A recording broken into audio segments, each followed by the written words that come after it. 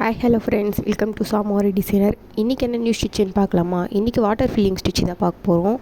அது எப்படி போகிறது அப்படி தெரியலனா நீங்கள் என்ன பண்ணலாம், பின்ட்ரெஸ்ட் டேப்பில் இருந்து வாட்டர் ஃபில்லிங் சொல்லிட்டு டைப் பண்ணிங்கன்னா அதுக்கான இமேஜ் எல்லாம் வரும். நீங்கள் அதை வச்சே ட்ரா பண்ணிக்கலாம். இல்லை ட்ரா பண்ணியே உங்களுக்கு தெரியணும், நீங்கள் அப்படியே போட்டுக்கலாம். இதுக்கு பாருங்கள், இது வெறும் செயின் ஸ்டிச் எப்படி போடுறோமோ சேம் மெத்தட் அதுதான். பட் இதில் என்னென்னா ஸ்ட்ரெயிட் லைனாக போட முடியாது, வளைஞ்சி வரும். நீங்கள் அந்த ஷேப்புக்கெல்லாம் கரெக்டாக செயின் ஸ்டிச் போட்டு வரணும். ரொம்ப குட்டியாக போடணும். இதை வாட்டர் ஃபில்லிங் ஸ்டிச்சுன்னு சொல்லுவாங்க, பானி ஸ்டிச்சுன்னு சொல்லுவாங்க. இதுக்கு ஸ்டார்டிங் டு எண்டிங் பாயிண்ட் அந்த மாதிரிலாம் இது இல்லை. எங்கேருந்து ஸ்டார்ட் ஆகும்னு தெரியாது, எங்கே முடியும்னு தெரியாது. நீங்கள் இது என்ன பண்ணணுன்னா, இந்த ஜிக்ஸாக்காக போடும் பார்த்திங்களா, அந்த மாதிரிலாம் போடக்கூடாது. இந்த மாதிரி ஷேப்பில் தான் வரணும். அதுக்காக தான் உங்களுக்கு வரலை, என்னால் இது போட முடியல அப்படின்னு நீங்கள் நினச்சிங்கன்னா, நீங்கள் அந்த இமேஜ்லேருந்து நீங்கள் எடுத்து இந்த மாதிரி ட்ரேஸ் பண்ணி கூட போட்டுக்கலாம். இல்லை மொபைலில் நீங்கள் கிளாத் கீழே வச்சிங்கன்னா தெரியும், நீங்கள் அப்படியே கூட ட்ரேஸ் பண்ணிக்கலாம். இந்த மாதிரி ட்ரை பண்ணி பாருங்கள்.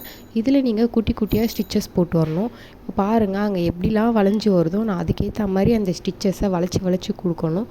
ரொம்ப குட்டியாக செயின் ஸ்டிச்சு தான் போடணும். வேறு எந்த கஷ்டமான விஷயமும் இல்லை. இதில் வளைஞ்சி கொடுக்குறது மட்டும்தான். இதில் சில்க் த்ரெட்டில் தான் யூஸ் பண்ணணும். நீங்கள் இதை ஜரி த்ரெட்டில் போடக்கூடாது. ஜரி த்ரெட்டில் போட்டு ட்ரை பண்ணி பாருங்கள். ஆனால் இதை சில்க் த்ரெட்டில் தான் நம்ம போடுவோம். மோஸ்ட் ஆஃப் எல்லா ஸ்டிச்சஸுமே சில்க் த்ரெட்டில் தான் நம்ம போட்டு ட்ரை பண்ணணும். ஜரி த்ரெட்டு பார்டருக்கு மட்டும்தான், அந்த டபுள் லேயர் வர பார்டருக்கு மட்டும் தான் யூஸ் பண்ணுவோம். நெக்ஸ்ட்டு இந்த அவுட்லைனுக்கு மட்டும் அந்த மாதிரி யூஸ் பண்ணுற மாதிரி தான் இருக்கும் ஜரி த்ரெட்டு. அதனால் நீங்கள் எப்பயுமே சில்க் த்ரெட்டில் தான் போட்டு ப்ராக்டிஸ் பண்ணணும். அதில் ப்ராக்டிஸ் ஆச்சுன்னா உங்களுக்கு கண்டிப்பாக எல்லாமே ஈஸியாக வந்துடும். ஸோ நீங்கள் போட்டு ட்ரை பண்ணுங்கள். உங்களுக்கு வரலன்னா கமெண்ட் பண்ணுங்கள், நான் அது எப்படி ட்ரா பண்ணுன்றதுன்னு சொல்லி கொடுக்குறேன். நான் ஷார்ட்ஸில் கூட அப்லோட் பண்ணுறேன். இது தனி வீடியோவாக எப்படி இதை ட்ரா பண்ணி போடணும் அப்படின்றத நான் உங்களுக்கு சொல்லி கொடுக்குறேன்.